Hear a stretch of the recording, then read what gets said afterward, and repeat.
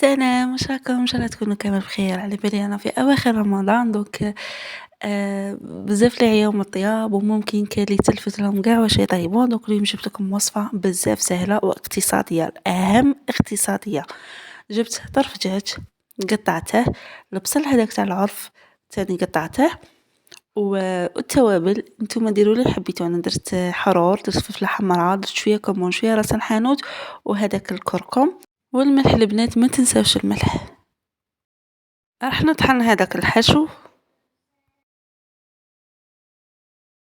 هيا كي طحناه دروك نقلوها في شويه زيت. بالنسبه للعجينه سهله، ملا نسحقو ماء، كاس ماء دافي، مغرف خميره الخبز او مغرف سكر، وربع كاس زيت. نخلطوا هادو المكونات الوالا بلا ما يتجانسوا. نزيدو كاس معمر فرينة،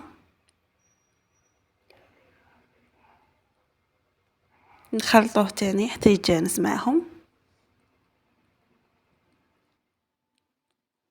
نزيدو كاس الثاني تاع الفرينة.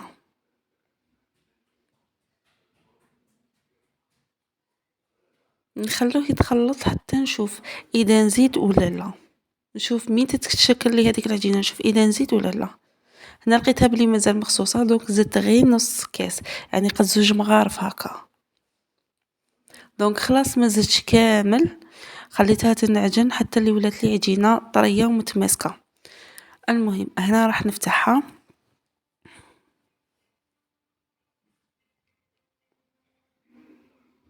المهم البنات راح نحاول هنا نفتح العجينه، ندير لها شويه فرينه باش ما تلصقش. عجينه بزاف شابه وتجيكم قطنيه، وتاني تساعد كيما درتولها كيما تجيكم. دونك راح نحاول نفتحها. جبت هذا طبسي بس كوني حابه ندير حبه كبيره ضربه واحده. ولا الطريقه الثانيه اذا بغيتو ديروها، هي العجينه ديروهم كويرات صغار وتعجنوهم ديريكت.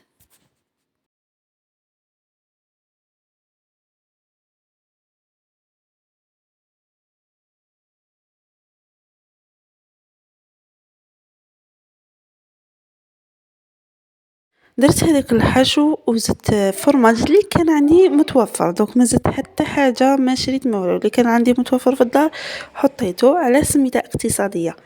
نغلقها بهذه الطريقه، فرشتها زعما باش كي نديرها طيب وكاع ما تخرجليش هذيك الحشو ولا. دونك هنا راح نطيبها.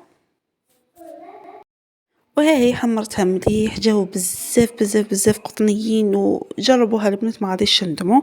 دونك ان شاء الله تكون عجبتكم الوصفه. ما تنساوش ديروا لي جيم، دعمونا شويه. شهيه طيبه.